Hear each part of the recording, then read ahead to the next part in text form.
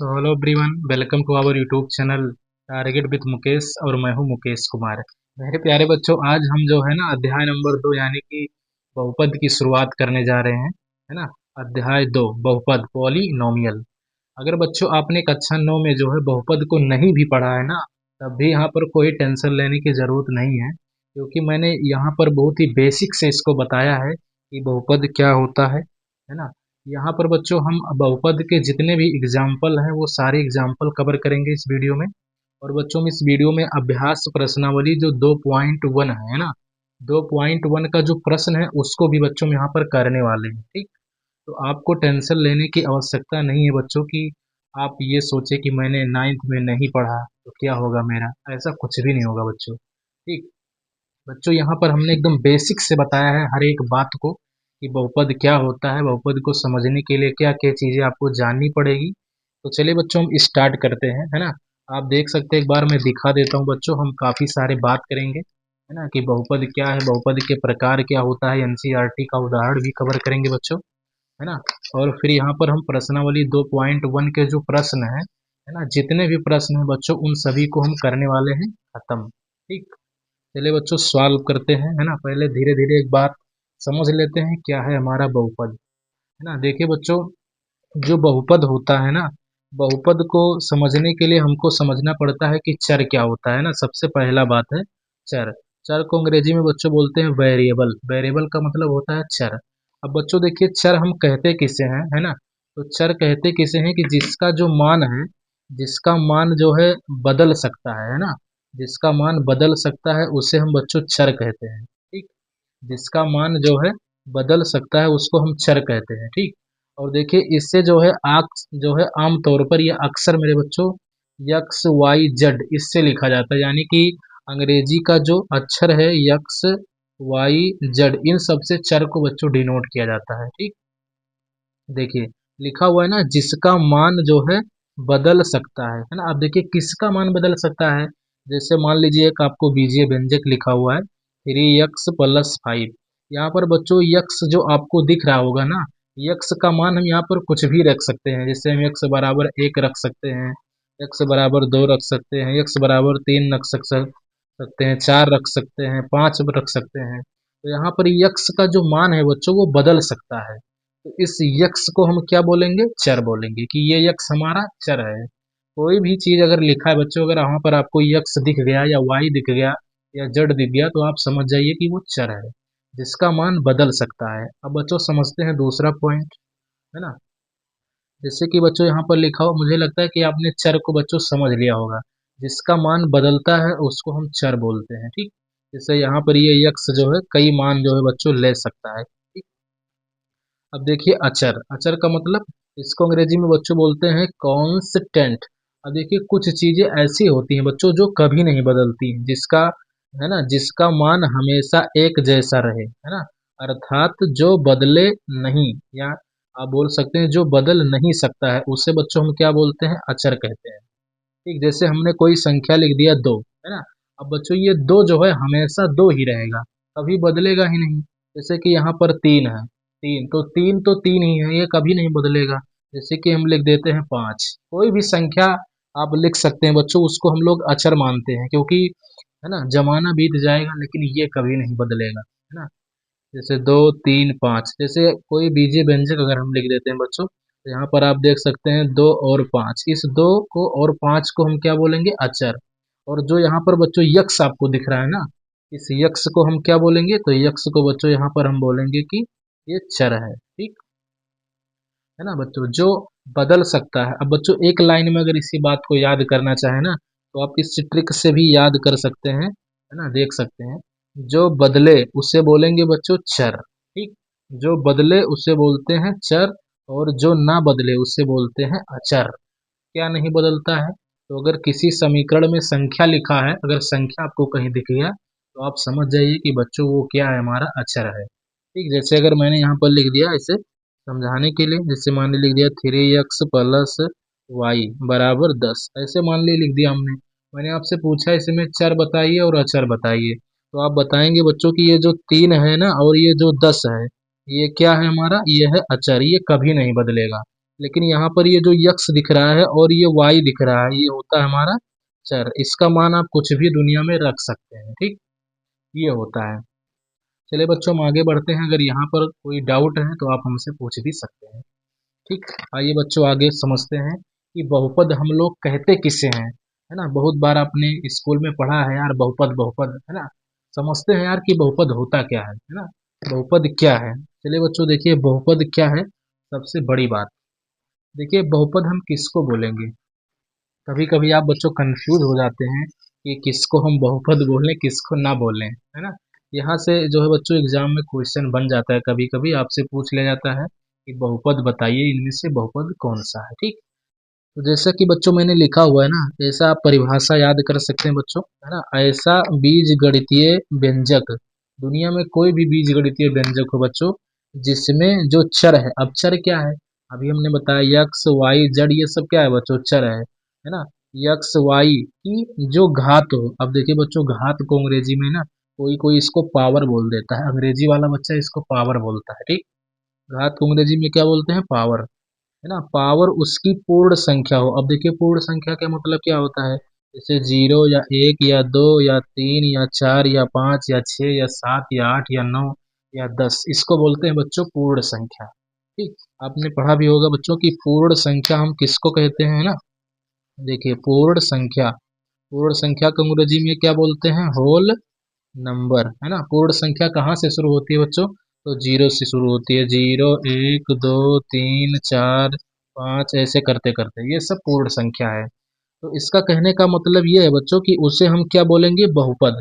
यानी कि दुनिया में कोई भी बीजगणितीय व्यंजक हो, अगर चर का जो घात है बच्चों, वो अगर पूर्ण संख्या हो, जैसे जीरो, एक, दो, तीन, चार, पाँच, तो इसको हम बोलेंगे बहुपद। जैसे कि यहाँ देख सकते हैं बच्चों उदाहरण, यहाँ पर आप देखिए बच्चों ना, तो ये देख सकते हैं, ये जो है यक्स हमारा क्या है, चर है। फिर देखिए यक्स हमारा क्या है, चर है। यहाँ पर बच्चों ये देखिए जो घात लिख रहा है ना, पावर लिखा हुआ है, देख सकते हैं दो है। और यहाँ पर यक्स का पावर कुछ भी नहीं है तो एक है। और बच्चों देखिए एक और ये दो, ये कौन सी संख्या है, पूर्ण संख्या। तो इसका मतलब क्या मैं इसको बहुपद बोल सकता हूँ, बिल्कुल बोल सकता हूँ। तो बच्चों ये बहुपद है हमारा, ठीक। अब इसको देखते हैं। देखिए ये बच्चों y है ना, यानी कि चर है। अब देखिए चर का जो घात है यहाँ पर तीन है, यहाँ पर इसका घात कितना है बच्चों, y का घात एक है। तो ये तीन और एक कैसी संख्या है बच्चों, है ना। तो देखिए तीन है और दोस्तों एक है ना। तो ये बच्चों कैसी संख्या है, पूर्ण संख्या है। अगर ये पूर्ण संख्या है तो मैं इसको बहुपद बोल सकता हूँ, ठीक। आइए बच्चों इसको समझते हैं। देखिए लिखा हुआ है 2x+3, यहाँ पर देखिए ये जो चर है ना वो यक्स है। अब यहाँ पर यक्स पर घात कुछ नहीं है बच्चों, तो एक यहाँ पर छुपा होता है, ये बात आप जानते हैं। और यहाँ पर एक देख सकते हैं, ये जो एक है बच्चों ये पूर्ण संख्या है। तो इसका मतलब मैं इसको बहुपद बोल सकता हूँ। बात समझ में आ रही है या नहीं बच्चों, कमेंट में जरूर बताइए ना, ठीक। देखिए आगे समझते हैं। जैसे हमने कोई संख्या लिख दिया बच्चों पाँच, सबसे ज्यादा बच्चे इसी पर कंफ्यूज रहते हैं यार कि ये जैसे संख्या हम कोई लिख देते हैं तो ये बहुपद होती है कि नहीं होती है। तो देखिए बहुपद होने के लिए क्या आपको देखना है ना, क्या देखना है बच्चों, तो आप देख सकते हैं जो चर है यक्स वाई, इसकी जो घात है वो पूर्ण संख्या होनी चाहिए। जैसे मैंने कोई बहुपद दे दिया, जैसे मैंने पाँच लिख दिया, तो आप जानते हैं बच्चों, है ना, जैसे यहाँ पर देख सकते हैं, जैसे यहाँ पर हमने लिखा हुआ है पाँच, पाँच को हम क्या लिख सकते हैं, पाँच गुणे एक। बच्चों आपने पढ़ा भी होगा ना, तो पिछली क्लासों में कक्षा नौ में, कि किसी भी संख्या का अगर घात जीरो हो तो उसका मान क्या होता है, एक होता है ना। तो देखिए यहाँ पर हमने लिख दिया पाँच गुणे एक, इस एक को हम क्या लिख सकते हैं, यक्स के पावर जीरो, क्योंकि बच्चों इसको हमको बहुपद दिखाना है। और आप जानते हैं कि बहुपद हम कब बता सकते हैं, जब आपको चर दिख जाए। तो यहाँ पर इसीलिए हमने यक्स को लाया है ताकि चर दिखे। और देखिए इसका घात क्या है बच्चों, जीरो है। और जीरो देखिए क्या है, एक पूर्ण संख्या है ना। देख सकते हैं बच्चों जीरो क्या है, एक पूर्ण संख्या है। तो इसका मतलब क्या मैं इस पाँच को बहुपद कह सकता हूँ, तो बच्चों बिल्कुल कह सकता हूँ, ठीक।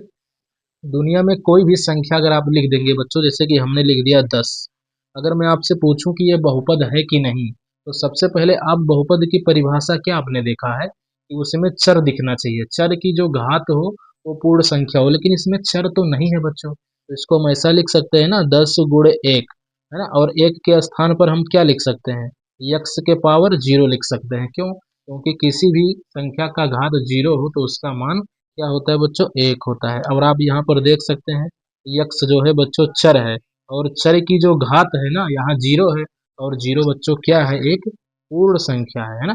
तो इस तरीके से मैं इस 10 को भी बहुपद कह सकता हूँ। ठीक, जैसे अगर मैं बच्चों 15 की बात करूँ तो मैं इस 15 को ऐसा भी लिख सकता हूँ 15 गुणे एक, फिर इसको लिख सकता हूँ 15 है ना इंटू, यहाँ पर इंटू या गुणा आप समझ सकते हैं।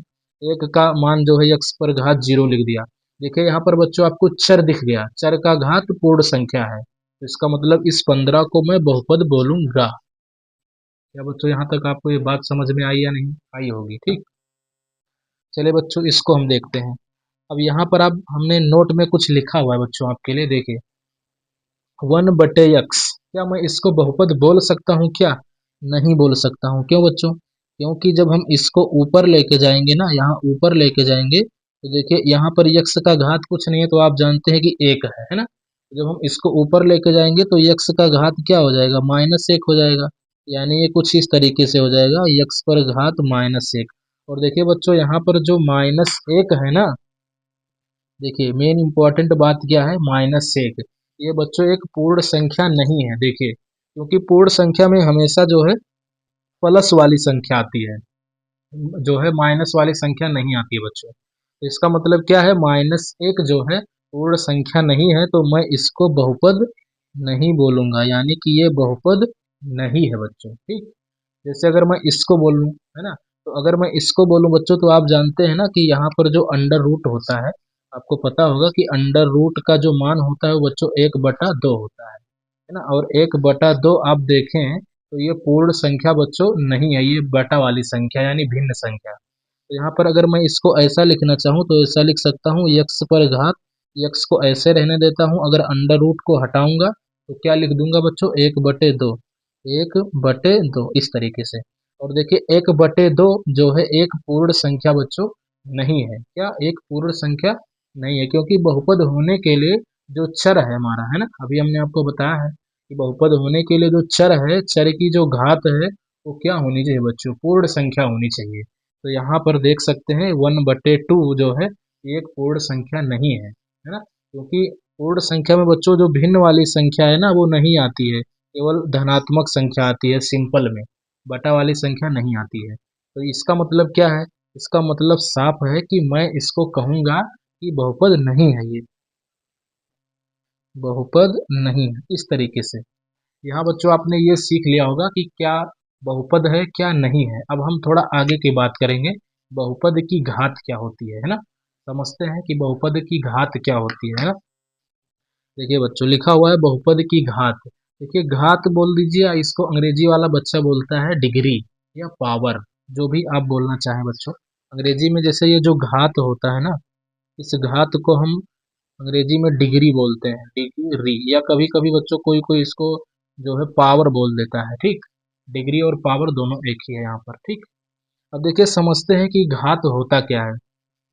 देखिए बच्चों लिखा हुआ है किसी बहुपद में है ना, चर की जो सबसे मेन इंपॉर्टेंट बात ही है बच्चों, देखिए सबसे बड़ी घात को ही बहुपद का या बहुपद की घात कहा जाता है। ठीक, कहने का मतलब क्या है बच्चों, देखिए कहने का मतलब ये है कि कोई भी आप बहुपद देखें और उसमें जो चर है, देखिए यहाँ पर देखिए चर है यक्स, यहाँ पर चर जो है यक्स है ना, इस चर का जो घात है बच्चों वो 4 है। ठीक, और देखिए इस चर का जो घात है वो 2 है। 4 और 2 में बड़ा क्या है, तो बच्चों आप कहेंगे कि 4 है, तो यानी मैं इसको बोलूंगा कि इस बहुपद का घात 4 है इस तरीके से, है ना। जो चर होता है, चर की सबसे बड़ी घात उसी ही बहुपद की घात मानी जाती है। जैसे यहाँ पर आप देख रहे हैं बच्चों है ना, केवल एक ही चर है, तो एक ही चर है तो यहाँ पर इसका घात 1 हो जाएगा। ठीक, यहाँ पर देखिए बच्चों, यहाँ पर ये जो चर है ना यक्स है, यहाँ पर भी चर है यक्स, यहाँ पर भी चर है यक्स, इसका घात कुछ नहीं है तो 1 है। आप देखिए बच्चों, 1 में और 2 में और 3 में सबसे बड़ा घात किस चर का है, तो आप कहेंगे कि सर इसी वाले चर का है, इसका मतलब इसका घात 3 है, तो हम इस बहुपद के घात को कहेंगे बच्चों कि ये 3 है। अब बच्चों सबसे इम्पोर्टेंट बात ये है जहाँ बच्चे हमेशा कंफ्यूज रहते हैं, है ना, कि ये जो अगर कोई संख्या दे दी जाती है तो उसका घात बच्चे नहीं बता पाते हैं। देखिए बच्चों इसको हम ऐसा भी लिख सकते हैं ना, 7 गुणे 1 लिख सकते हैं, लिख सकते हैं कि नहीं। बिल्कुल लिख सकते हैं ना। इसको लिख सकते हैं 7 गुणे 1। और अभी मैंने आपको बताया बच्चों कि 1 का मान क्या होता है, यक्स के पावर 0, है ना। तो आप इसको ऐसा भी तो लिख सकते हैं, यक्स पर पावर 0। अब देखिए यहाँ पर आपको चर दिख गया, चर यहाँ पर दिख गया है यक्स। यक्स का घात कितना है बच्चों, 0 है, क्योंकि यहाँ पर एक ही चर है, ठीक। तो यहाँ पर हम क्या बताएंगे कि इस बहुपद का जो घात है, ठीक है ना। अब देखिए यहाँ पर जो यक्स का घात 0 आपको दिख रहा है बच्चों, है ना। तो ये चर है और चर का जो घात है 0 है। तो यहाँ पर मैं इसको बोल दूंगा कि इस बहुपद का जो घात है वो कितना है बच्चों, 0 है। यहाँ से बच्चों एक बात आपको ये पता चल गई होगी ना कि अगर आपको कोई भी संख्या अगर लिख के दे दिया जाए जैसे 8, और मैं पूछूं कि इसका घात बताइए, तो आपको तुरंत बताना है बच्चों कि इसका घात हो जाएगा 0, ठीक। क्यों बच्चों, क्योंकि इस हम 8 को ऐसा भी लिख सकते हैं, 8 गुणे 1। और 1 का मान क्या होता है, एक्स पर पावर 0, है ना। तो यहाँ पर ये हो जाएगा एक्स का घात 0, ठीक बच्चों। तो यहाँ से आप देख सकते हैं ना कि इसका घात कितना हो जाएगा, 0। बच्चों यहाँ से ना आपको घात क्लियर हो गया होगा कि घात होता क्या है। कोई भी बहुपद है, उसमें जितने भी चर हैं उनके घातों को आप देख लीजिए, जो सबसे बड़ा घात हो उसी को हम बहुपद का घात कहते हैं, ठीक। इस तरीके से जैसे बच्चों मैं अगर आपसे पूछूं ना, है ना, जैसे मैं अगर आपसे पूछ लूं कि यक्स के पावर, है ना, 5 प्लस यक्स के पावर 3 प्लस यक्स के पावर 2 प्लस यक्स के पावर 1, अगर मैं इस बहुपद का आपसे घात पूछूं तो आप क्या बताएंगे। आप यही बताएंगे कि जो सबसे बड़ी घात है वही बहुपद की घात है। तो यानी इस बहुपद का घात कितना हो जाएगा बच्चों, 5, है ना।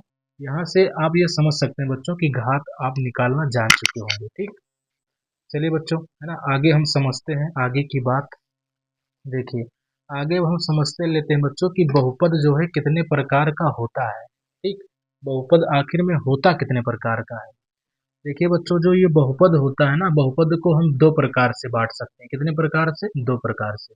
जिससे पहला है बच्चों पदों के आधार पर, जैसा कि आप देख पा रहे होंगे, है ना, ये लिखा हुआ है पदों के आधार पर। यानी कि पहला बच्चों हम बांट सकते हैं कि जो बहुपद है उसको मैं अगर पद के आधार पर बांटूं तो मैं बांट सकता हूं। और दूसरा तरीका है कि आप बांट सकते हैं बच्चों घात के आधार पर।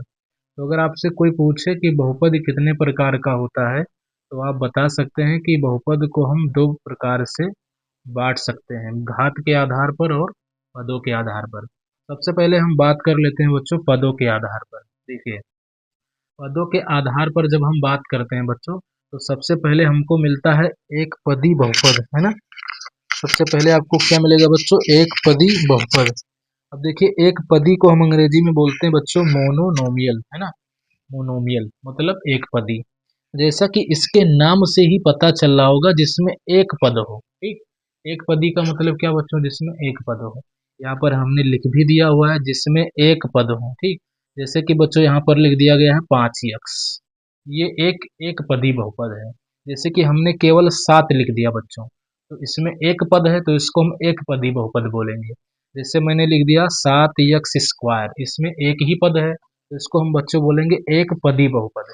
जैसे कि अगर मैं लिख दूं बच्चों यहाँ पर, जैसे मैं लिख दूं 3 यक्स स्क्वायर, ठीक। तो देखिए इसमें एक पद है तो इसको हम अभी एक पदी बहुपद बोलेंगे। लेकिन अगर मैंने इसमें कुछ और लिख दिया, जैसे कि मैंने 10 लिख दिया, तो आप देख सकते हैं कि ये पहला पद है बच्चों, तो ये इसका दूसरा पद है, तो इसको हम द्विपदी बहुपद बोलते हैं। अगर मान लीजिए कि इसमें कोई तीसरा अगर हम लिख देते हैं, जैसे मान लीजिए कि हमने यक्स लिख दिया, अब यहाँ पर आप देख सकते हैं ना कि 3 पद आ गया, तो इस बहुपद को बच्चों हम त्रिपदी बहुपद बोलते हैं। यानी कि पदों के आधार पर हम बहुपद को बांटते जाते हैं, ठीक। तो वैसे है बच्चों द्विपद, द्विपद का मतलब क्या, जिसमें आपको दो पद हो उसको बोलेंगे द्विपदी बहुपद, है ना। जैसे कि यहाँ पर आप देख सकते हैं ये इसका पहला पद है और ये बच्चों इसका दूसरा पद है। यहाँ पर आप देख सकते हैं ये इसका पहला पद है और ये इसका दूसरा पद है, तो ये बच्चों द्विपदी बहुपद है।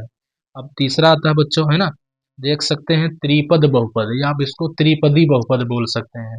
जैसा कि नाम से पता है, त्रि का मतलब 3, जिसमें बच्चों 3 पद हों, है ना, 3 पद हों उसको बोलते हैं त्रिपद बहुपद। जैसे कि, है ना, एक पद, 2 पद और ये हो गया 3 पद, ठीक। जैसे कि एक पद, दो पद और ये हो गया तीन पद, तो इसको बच्चों हम बोलते हैं त्रिपदी बहुपद।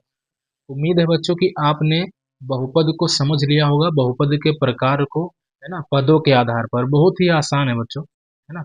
आगे समझते हैं हम ना दूसरा नंबर, जिसका नाम है घात के आधार पर। अगर मैं बच्चों बहुपद को जो है घात के आधार पर बांटूं, तो सबसे पहला बहुपद आपको मिलेगा शून्य बहुपद। शून्य बहुपद का मतलब क्या होता है? ऐसा बहुपद, है ना, जैसा बहुपद जिसका घात बच्चों शून्य हो। शून्य का मतलब जीरो हो, उसको बोलते हैं शून्य बहुपद। जैसे कि हमने एक संख्या लिख दिया 7। अभी हमने बात भी किया था बच्चों कि 7 का घात क्या होगा? जीरो होगा, क्योंकि ये संख्या है बच्चों, संख्या की घात जीरो होती है। तो अगर कोई बहुपद आपको ऐसा मिल जाए जिसका घात बच्चों शून्य हो, तो उसको हम क्या बोलेंगे? शून्य बहुपद। इस बात को ध्यान में रखना है आपको, ठीक। आगे चलते हैं बच्चों, दूसरा नंबर समझते हैं। देखिए लिखा हुआ है रैखिक बहुपद, है ना। इसको क्या बोलते हैं बच्चों? रैखिक बहुपद। रैखिक का मतलब ये है बच्चों जिसका घात आपको एक दिख जाए, उसको हम बोलेंगे रैखिक बहुपद।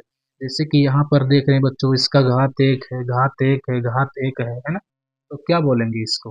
देखिए यहाँ पर घात एक है, इसमें भी बच्चों घात एक है, इसमें भी घात एक है ना। तो ये जो है हमारा रैखिक बहुपद होता है। रैखिक बहुपद का मतलब क्या है बच्चों? जिसका घात जो है एक दिख जाए, उसको हम बोल देंगे कि ये रैखिक बहुपद है। अच्छा बच्चों, मैं अगर इसे पदों के आधार पर बताना चाहूँ ना, तो बोल सकता हूँ, देखिए इसमें एक पद है, दो पद हैं, तो ये द्विपदी बहुपद है।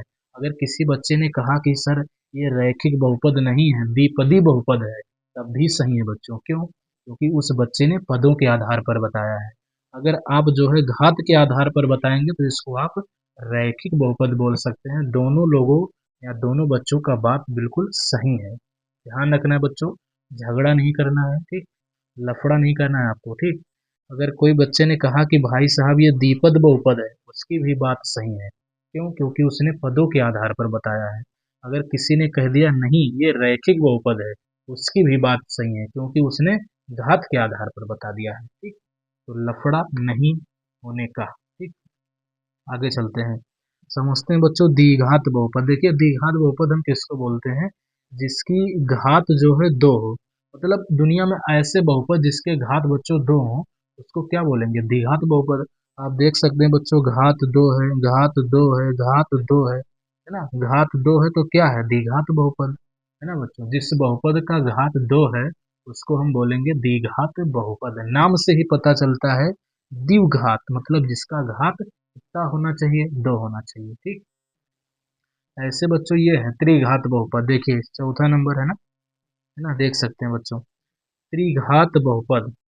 अच्छा आपके मन में सवाल चल रहा होगा बच्चों कि यहाँ पर चौथा नंबर कैसे आ गया, है ना। जैसे एक, दो, तीन, यहाँ पर आपने इसको भी शामिल किया है बच्चों। देखिए शून्य बहुपद को, पहला, है ना, दूसरा, तीसरा, चौथा। तो ये मत समझिएगा कि यहाँ पर त्रिघात है तो यहाँ पर हमने तीन क्यों नहीं लिखा, है ना। ऐसा नहीं है। देखिए त्रिघात बहुपद, देखिए त्रिघात बहुपद किसको हम बोलते हैं बच्चों? ऐसा बहुपद जिसका घात कितना हो? तीन हो। जैसे कि यहाँ पर इसका घात तीन है। देखिए यहाँ पर भी घात है बच्चों, यहाँ पर भी घात है। लेकिन आप जानते हैं बहुपद की घात हम किसको मानते हैं? सबसे बड़ा वाला जो चर होता है उसका घात ही बहुपद का घात होता है। देखिए सबसे बड़ा वाला जो चर है, देखिए ये भी चर है बच्चों, ये भी चर है, ये भी चर है। इसका घात दो है, इसका घात एक है, इसका घात तीन है। इसमें सबसे बड़ा घात क्या है? तीन है। तो यानी इस बहुपद का घात तीन है, और जिस बहुपद का घात तीन होता है उसको हम त्रिघात बहुपद बोलेंगे, ठीक। ऐसे बच्चों आप समझ सकते हैं चतुर्थ घात बहुपद, है ना। घात के आधार पर ऐसे आप बांट सकते हैं, ठीक। चलिए बच्चों, मुझे लगता है कि यहाँ तक आपको एकदम क्लियर होगा, ठीक। चलिए आगे बढ़ते हैं। अब हम सबसे इम्पोर्टेंट बात समझते हैं बच्चों, क्योंकि इसी में जो है एग्जाम से ज्यादातर क्वेश्चन इसी से बनते हैं। इससे बनते हैं बच्चों शून्यक से, है ना। कि शून्यक क्या होता है, कि किसी बहुपद का जो है शून्यक क्या होता है, और बच्चों हम शून्यक निकालते कैसे हैं, ये सारी बातें हम लोग करेंगे, ठीक। इसमें क्योंकि आप कक्षा 9th में पढ़े भी होंगे बच्चों बहुपद का शून्य क्या होता है। मैं अगर इस बात को एकदम आसान भाषा में बताऊं, यानी कि एकदम हलवा भाषा में, ठीक, सरल भाषा में, मतलब, तो मैं ये बोल सकता हूँ बच्चों कि जो चर होता है, चर यानी यक्स, है ना, या वाई भी हो सकता है या जेड भी हो सकता है, चर के जिस मान पर बहुपद का जो मान है बच्चों वो जीरो हो जाए, है ना। जैसा कि इसके नाम से पता चल रहा है, शून्यक। शून्यक का मतलब क्या है बच्चों? शून्यक का मतलब है शून्य। ठीक, ऐसा आप समझ सकते हैं। ठीक, शून्यक का मतलब शून्य, यानी कि यक्स का ऐसा मान आपको लेना है जिस पर बहुपद का मान जीरो हो जाए, उसे ही बच्चों हम शून्यक बोलते हैं। जैसे कि यहाँ पर हमने एक बहुपद ले लिया है, यक्स बराबर यक्स प्लस 5। अब बच्चों आपको यक्स का ऐसा मान रखना है ना जिस पर इसका मान जीरो आ जाए। जैसे कि मान लीजिए कि मैंने लिख दिया यहाँ पर एक्स बराबर एक, तो यहाँ पर अगर मैं रखूँ यक्स का मान एक रखूंगा तो ये हो जाएगा 1 + 5, यानी कि कितना हो जाएगा 6। तो देखिए एक्स बराबर एक पर जो है ये जो है इसका मान, बहुपद का जो मान है बच्चों वो जीरो नहीं आया है, इसका मतलब एक्स बराबर एक इसका शून्यक नहीं है। आइए बच्चों में एक्स बराबर 2 रख कर देखते हैं, है ना। तो यहाँ पर यक्स के स्थान पर क्या रखना है आपको? 2। तो इसको हम ऐसे रहने देते हैं पी, यक्स के स्थान पर 2। तो यहाँ पर यक्स के स्थान पर आपको 2 रखना है, 2 में 5 जोड़ देना है, कितना आ जाएगा? 7। अब देखिए बच्चों हमने जब 2 लिया ना तो 7 आया। देखिए क्या आना चाहिए? जीरो आना चाहिए, तभी हम उसको शून्य बोलेंगे। अच्छा बच्चों अगर मैं यहाँ पर यक्स बराबर माइनस का 5 रख दूं तो 5 रख दें तो आप कहेंगे सर रख दीजिए क्या दिक्कत है।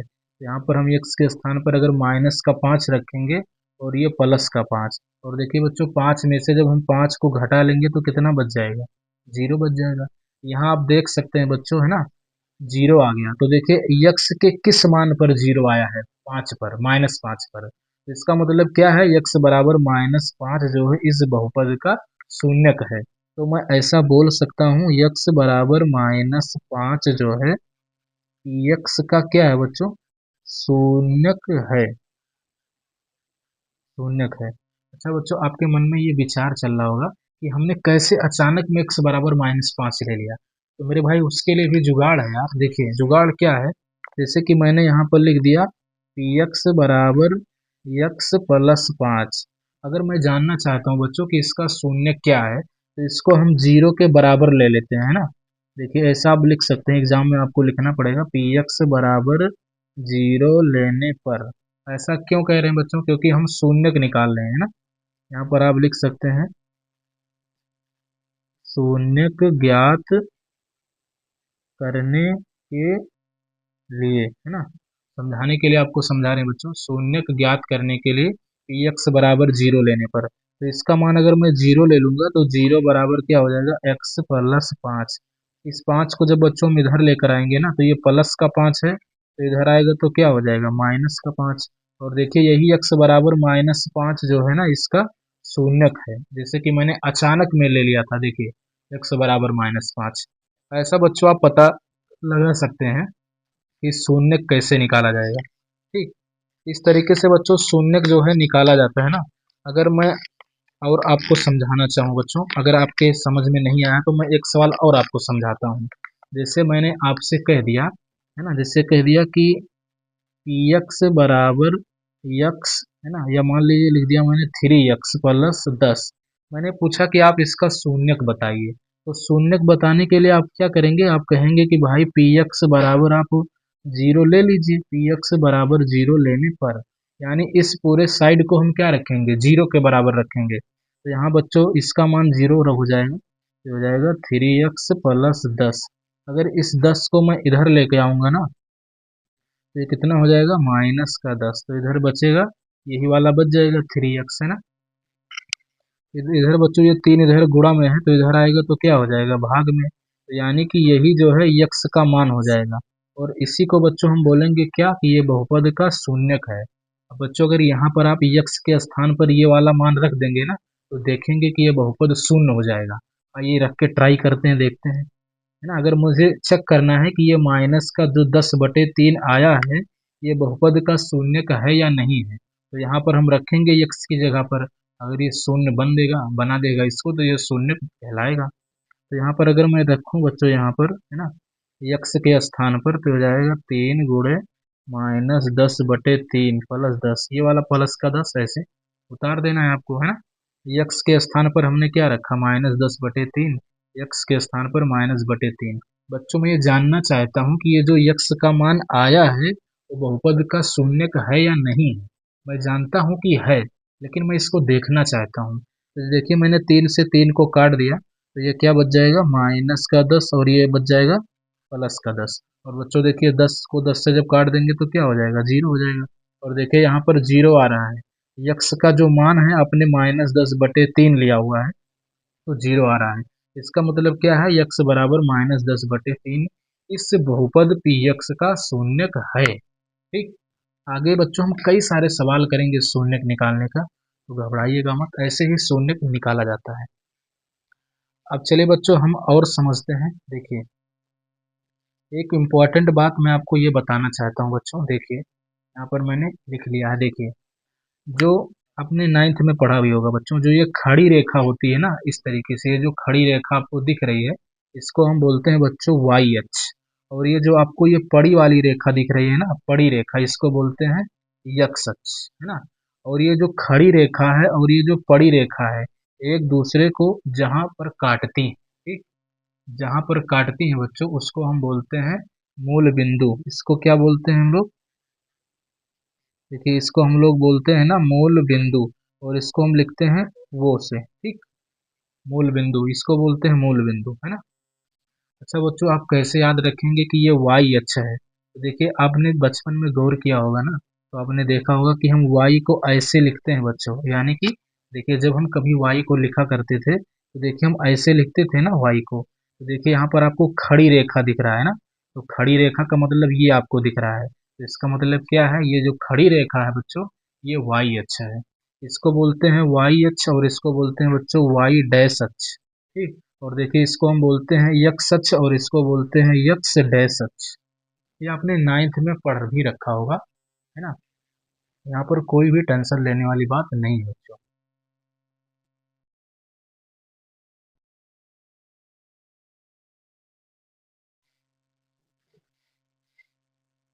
चलिए बच्चों हम आगे समझ लेते हैं। ये बात आपने समझ लिया होगा कि खड़ी रेखा क्या होता है और पड़ी रेखा क्या होता है। खड़ी रेखा को बच्चों हम वाई अक्ष बोलते हैं, और जो पड़ी रेखा होती है इसको हम यक्स अक्ष बोलते हैं। और खड़ी रेखा और पड़ी रेखा जहाँ पर लड़ती है मेरे भाई, खड़ी और पड़ी जहाँ पर लड़ी, उसको बोलेंगे क्या, मूल बिंदु। और इसको लिखते हैं बच्चों वो से ही क्यों लिखते हैं, क्योंकि इसको हम बच्चों अंग्रेजी में बोलते हैं ना ओरिजिन, है ना। मूल बिंदु को अंग्रेजी में हम क्या बोलते हैं, ओरिजिन। ओरिजिन का मतलब मूल बिंदु होता है, इसीलिए बच्चों हम इसको वो से लिखते हैं। ठीक, यहाँ तक बात क्लियर हो गया होगा। आइए जो महत्वपूर्ण बात बच्चों, ये सबसे इम्पोर्टेंट बात है ना, इसको हम लोग समझ लेते हैं कि ये जो है क्या होता है ना, ये सबसे इम्पोर्टेंट है बच्चों। देखिए ये इम्पोर्टेंट बात क्या है, देखिए ये कहना चाहते हैं ना कि जो ग्राफ होता है, किसका ग्राफ, बहुपद का ग्राफ, है ना बच्चों। बहुपद का ग्राफ जो होता है जहाँ यक्स अक्ष को काटता है, ठीक, वहीं उस बहुपद का शून्यक होता है। यानी ये कहना ये चाहता है ना बच्चों कि अगर जैसे कोई बहुपद है, अगर ये जो है यक्स अक्ष को जहाँ पर काटेगा वहीं इसका शून्यक हो जाएगा। जैसे कि मैंने यहाँ पर अगर कोई बहु ऐसे ग्राफ बना दिया, यक्स है ना, वाई, वाई डैश, और ये है यक्स डैश। अगर मान लीजिए कि मैंने कोई बहुपद ऐसे करके बना दिया, ठीक, इस बहुपद का ग्राफ, तो आपको देखना है कि ये जो ग्राफ बना हुआ है बहुपद का, है ना, ये वाला ग्राफ बहुपद का, ये जो है यक्स अक्ष को बच्चों कितनी बार काट रहा है। तो आप देख सकते हैं यहाँ पर बच्चों कितनी बार काट रहा है, 2 बार, है ना, एक बार और ये 2 बार। तो यानी इसके जो शून्यक हो जाएंगे वो कितने हो जाएंगे, 2, यानी शून्यकों की संख्या 2 हो जाएगी। ऐसे ही क्वेश्चन पूछा जाता है। चलिए बच्चों अब हम उदाहरण नंबर पहला समझते हैं। आपको ये समझना है ना इस बात को कि बहुपद का जो ग्राफ है यक्स अक्ष को जहाँ काटेगा वहीं उस बहुपद का शून्यक होता है बच्चों, ठीक। चलिए आ जाते हैं उदाहरण 1 पर। सबसे पहले हम इसको पढ़ के सुनाते हैं, ये कहना क्या चाहता है बच्चों। उदाहरण 1 अगर आपके पास बुक होगा तो बुक में भी आप देख सकते हैं बच्चों। देखिए लिखा हुआ है, नीचे दिए गए आकृति, है ना, दी गई आकृति है ना। 2.9 में ग्राफों को देखिए। ठीक। प्रत्येक आकृति जैसे प्रत्येक आकृति y बराबर पी एक्स, जहाँ पी एक्स एक बहुपद है ना, उसका जो ग्राफ है, आपको करना क्या है, ग्राफों से प्रत्येक पी एक्स यानी कि जितने भी पॉलिनोमियल हैं, ठीक, उसके शून्यकों की संख्या आपको बतानी है। यानी कि आपको ये बताना है बच्चों कि इसके शून्य कितने होंगे। तो आप यहाँ पर इस ग्राफ को देख पा रहे होंगे बच्चों, ये ग्राफ ऐसे कुछ लहराता हुआ जा रहा है। तो आप देखें कि इसके पास जो है शून्यकों की संख्या कितनी है। तो आपको क्या देखना होगा कि ये यक्ष अक्ष को कितनी बार काट रहा है। तो आप देख सकते हैं बच्चों, यहाँ पर जो है यक्ष अक्ष को ना, ये जो है एक बार में काट रहा है। देखिए, आपको ये वाई अक्ष नहीं देखना है बच्चों, है ना। आपको देखना क्या है, यक्ष अक्ष। तो देखिए, इसने यक्ष अक्ष को एक बार काटा है, इसीलिए इसके शून्यकों की संख्या एक हो जाएगी। ठीक। तो इस तरीके से पहला सवाल हमारा लग गया। आइए दूसरा सवाल समझते हैं बच्चों। देखिए, ये जो बहुपद है ना, बहुपद का ये ग्राफ आपको दिया गया है, इसमें भी आपको शून्यक बताना है। तो देखना है बच्चों कि ये जो यक्ष अक्ष है, यक्ष अक्ष को कितनी बार बहुपद का ग्राफ काट रहा है। तो देखिए, एक बार यहाँ पर कट गया और एक बार यहाँ पर इसने काटा है। तो टोटल कितने बार काटा है बच्चों, दो बार। तो यहाँ पर इसके शून्यकों की संख्या कितनी हो जाएगी, दो। आपको ये वाली लाइन बच्चों नहीं देखनी है। ठीक, इस बात को ध्यान रखना है, जो खड़ी रेखा है इसको आपको नहीं देखना, यानी वाई अक्ष को, नहीं तो गलत हो जाएगा। ठीक। आइए बच्चों, हम आगे समझते हैं ना। उदाहरण नंबर 3, यहाँ पर आप देख पा रहे होंगे बच्चों, यहाँ पर भी आपको शून्यकों की संख्या बतानी है। इसके शून्यकों की संख्या कितनी होगी। तो देखिए बच्चों, ये जो यक्ष अक्ष दिख रहा है ना आपको, आप देखें कि इस यक्ष अक्ष को कितनी बार ग्राफ ने काटा है। तो देखिए, एक बार यहाँ पर कट गया, एक बार यहाँ पर काटा है इसने, और एक बार यहाँ पर काटा है बच्चों। हाँ, अब यहाँ पर आपने देखा बच्चों, शून्यकों की संख्या कितनी हो जाएगी, तीन। क्योंकि यहाँ पर जो है बहुपद ने ग्राफ को बच्चों तीन बार काटा है, इसीलिए इसके पास शून्यकों की संख्या जो है तीन हो जाएगी। आगे समझते हैं बच्चों, क्वेश्चन नंबर 4। आप देख पा रहे होंगे ना बच्चों, ये जो ग्राफ है, ये आपको दिख रहा होगा, यक्ष अक्ष को जो है एक बिंदु पर काट रहा है। तो इसके शून्यकों की संख्या कितनी हो जाएगी, एक हो जाएगी। ठीक। यहाँ पर बच्चों ये वाली लाइन आपको नहीं देखनी, ये हमारा वाई अक्ष है। आपको क्या देखना है, यक्ष अक्ष। चलिए बच्चों, हम इसको देखते हैं। देखिए, है ना, क्वेश्चन नंबर 5। आप इसको देखिए ना, ये जो ग्राफ आपको बहुपद वाला दिख रहा है, ये बहुपद का जो ग्राफ है, वो यक्ष अक्ष को कितनी बार काट रहा है। तो यहाँ पर आप देख सकते हैं बच्चों, एक बार काट रहा है ना। यक्ष अक्ष को देखना है, यानी कि इस रेखा को, है ना, जो रेखा हमारी लेटी हुई है उसको देखना है। ठीक। तो यहाँ पर इसके शून्यकों की संख्या बच्चों कितनी हो जाएगी, एक हो जाएगी, इस तरीके से। आइए बच्चों, इसका जो है अगला क्वेश्चन, यानी कि सबसे लास्ट क्वेश्चन, छठवां, इसको सॉल्व करते हैं। देखिए, यहाँ पर भी आपको शून्य ही बताना है। देखना है बच्चों कि ये जो यक्ष अक्ष है ना, इसको ये कितनी बार में काट रहा है। तो देखिए, एक बार तो यहाँ कट गया, एक बार तो यहाँ इसने काटा, एक बार इस ग्राफ ने यहाँ काटा, और एक बार बच्चों इसने यहाँ काटा। टोटल कितनी बार काटा। तो आप देख सकते हैं, एक, दो, तीन, चार। तो यानी इसके शून्यकों की संख्या कितनी हो जाएगी बच्चों, चार हो जाएगी। ठीक, इस तरीके से आपको केवल ये देखना है ना बच्चों कि इसने यक्ष अक्ष को कितनी बार में काटा है, उतने ही इसके शून्यक हो जाएंगे, है ना। देखिए, यहाँ पर एक झलक और देख लेते हैं। देखिए, एक बार काटा यक्ष अक्ष को तो एक शून्यक, है ना। इसने दो बार काटा तो दो शून्यक। ठीक। फिर यहाँ पर बच्चों देखिए, एक, है ना, देख रहे हैं, एक, दो, तीन, तीन बार काटा तो तीन शून्य, एक बार काटा तो एक शून्य, है ना, एक बार काटा तो एक शून्य। यहाँ इसने जो है यक्ष अक्ष को कितनी बार काटा, एक, दो, तीन, चार। तो इसके शून्यकों की संख्या कितनी हो जाएगी, चार।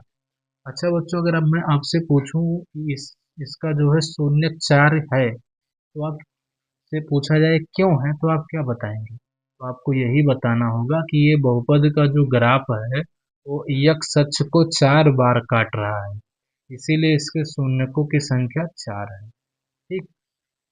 इसी पर आधारित जो है हमारा अभ्यास प्रश्नावली 2.1 है। देखिए बच्चों, प्रश्नावली 2.1 का भी यही कहना है ना। देखिए लिखा हुआ है, किसी बहुपद px के लिए y बराबर px का ग्राफ नीचे आकृति 2.10 में दिया है। आपको बताना है प्रत्येक स्थिति में px के शून्यकों की संख्या बतानी है। यहाँ पर भी मेरे भाई आपको क्या बताना है ना, शून्यकों की संख्या बतानी है कि इसके जो है कितने शून्यक होंगे, है ना। कभी भी बच्चों अगर आपको शून्यकों की संख्या अगर आपसे पूछी जाए तो आपको देखना होगा कि जो ग्राफ है वो एक अक्ष को कितनी बार काट रहा है। तो देखिए ये जो ग्राफ दिख रहा है ना मेरे भाई, ये जो है ना, देखिए ये जो है यक्ष अक्ष को जो है एक भी बार नहीं काट रहा है, क्योंकि ये तो वाई अक्ष को काट रहा है, और वाई अक्ष से हमको मतलब नहीं है मेरे भाई। आपको मतलब होना चाहिए यक्ष अक्ष से। तो देखिए ये यक्ष अक्ष को इसने एक भी बार नहीं काटा है, तो इसके शून्यकों की संख्या शून्य हो जाएगी। ठीक। देखिए आपको ये एक नहीं बताना है, ध्यान रखना है बच्चों, क्योंकि इसने जो है यक्ष अक्ष को एक भी बार नहीं काटा है। आपको यक्ष अक्ष देखना है, मैं बार बार आपको बता रहा हूँ। आपको इस यक्ष अक्ष को देखना है कि ग्राफ ने कितनी बार काटा है, इससे आपका मतलब होना चाहिए। आइए बच्चों इसका दूसरा क्वेश्चन देख लेते हैं। देखिए यहाँ पर भी आपको बताना है ना, शून्यकों की संख्या बतानी है। क्या बच्चों आप बता सकते हैं? अगर बच्चों आप बता सकते हैं ना, तो मेरे बताने से पहले आप कमेंट में बताएं इस बात को, है ना, कि इसके शून्यकों की संख्या कितनी हो जाएगी, है ना। तो देखिए बच्चों, इसने यक्ष अक्ष को कितनी बार काटा है, तो आप देख सकते हैं एक बार इसने काटा है। ठीक। तो इसके शून्यकों की संख्या कितनी हो जाएगी? एक हो जाएगी। यहाँ पर देखते हैं मेरे भाई, है ना। अब यहाँ पर मैं अगर आपसे पूछूं कि शून्यकों की संख्या आप बताइए, है ना, शून्यकों की, देखिए शून्यकों, है ना, शून्यकों की संख्या अगर मैं आपसे पूछूं तो आप क्या बताएंगे बच्चों, है ना। आप तो यही कहेंगे ना कि देखिए सर जी, इसने एक बार यहाँ काटा और एक बार यहाँ काटा और एक बार यहाँ काटा। इस तरीके से इस ग्राफ ने यक्ष अक्ष को 3 बार काटा है, तो इसके शून्यकों की संख्या 3 हो जाएगी। क्या आप यही बताएंगे बच्चों? बिल्कुल यही आपको बताना है। ठीक। आगे देखते हैं। देखिए क्वेश्चन नंबर इसका 4 है। अगर मैं इसमें आपसे जानना चाहूँ बच्चों की शून्यकों की संख्या क्या होगी, है ना, शून्यकों की संख्या अगर आपसे पूछूं तो आप कहेंगे कि सर जी परेशान मत होइए, हम बता रहे हैं। कैसे बताएंगे? क्योंकि इसने जो है, इस ग्राफ ने इस यक्ष अक्ष को, इस हमारे यक्ष अक्ष को कितनी बार में काटा हुआ है? 2 बार में। तो इसके शून्यकों की संख्या 2 हो जाएगी। इसको देख लेते हैं, है ना। देखिए इसके अगर मैं शून्यकों की संख्या की बात करूं, शून्यकों की संख्या, ठीक, अगर मैं इसमें बात करूं कि शून्यकों की संख्या कितनी है, तो आप देखें मेरे भाई कि यक्ष अक्ष को कितनी बार इसने काटा है। 1 बार, 2 बार, है ना, 3 बार, 4 बार। इसने यक्ष अक्ष को 4 बार काटा है, तो इसके शून्यकों की संख्या 4 हो जाएगी। यक्ष अक्ष को देखना है, देखना ही, इसको मत गिन लेना मेरे भाई, है ना। इसको मत गिनना है आपको, क्योंकि ये तो वाई अक्ष है। वाई अक्ष को इसने काटा है 1 बार में, वो नहीं गिनना है आपको। यक्ष अक्ष को देखना है। 1 2 3 4, तो शून्यकों की संख्या जो है 4 हो जाएगी। आइए इसका सबसे लास्ट वाला क्वेश्चन है बच्चों, इसको जो है हम समझ लेते हैं। इसको हम समझते हैं कि शून्यकों की संख्या क्या है इसमें। शून्यकों की संख्या, देखिए बच्चों इसमें शून्यकों की संख्या पता करनी है, तो देखिए इसने यक्ष अक्ष को कितनी बार में काटा हुआ है, तो 1 बार, यहाँ पर 2 बार और यहाँ पर बच्चों 3 बार। तो यानी इसके शून्यकों की संख्या कितनी हो जाएगी? 3 हो जाएगी। तो देखिए इस तरीके से मेरे भाई, मेरे बच्चों, यहाँ पर जो है हमने बहुत सरलता पूर्वक अभ्यास प्रश्नावली 2.1, है ना, इसको 2.1 को बड़े ही आसानी से हमने खत्म कर लिया है। 2.1 जो है हमारा बिल्कुल खत्म हो गया है। अब आगे बच्चों हम बात करेंगे ना 2.2 पर, उससे 2.2 को स्टार्ट करने से पहले उसके जितने भी एग्जाम्पल हैं वो सब कवर करेंगे।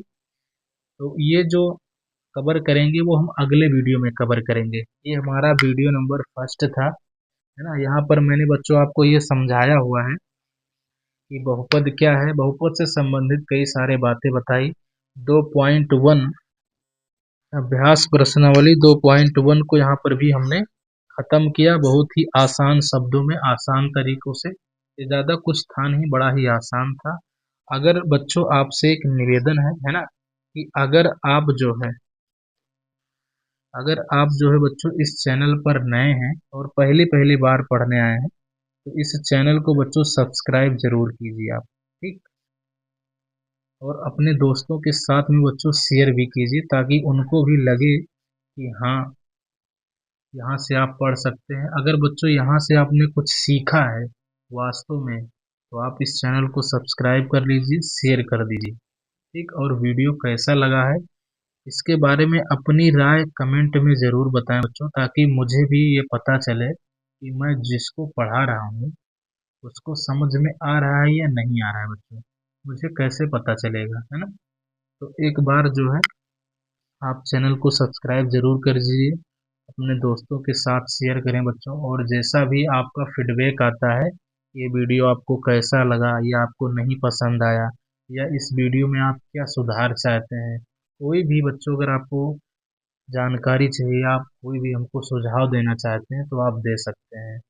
तो चलिए बच्चों, इसी क्रम में हम आपसे अलविदा लेते हैं ना, और मिलते हैं अगले वीडियो में। तब तक के लिए बच्चों आप ऐसे ही मुस्कुराते रहें, और हमेशा बच्चों, जब तक अगर आप कक्षा 10 के गणित की तैयारी करना चाहते हैं हर एक सब्जेक्ट की बच्चों, तो ऐसे ही, है ना, डेली आपको, है ना, हमेशा इस चैनल यानी कि टारगेट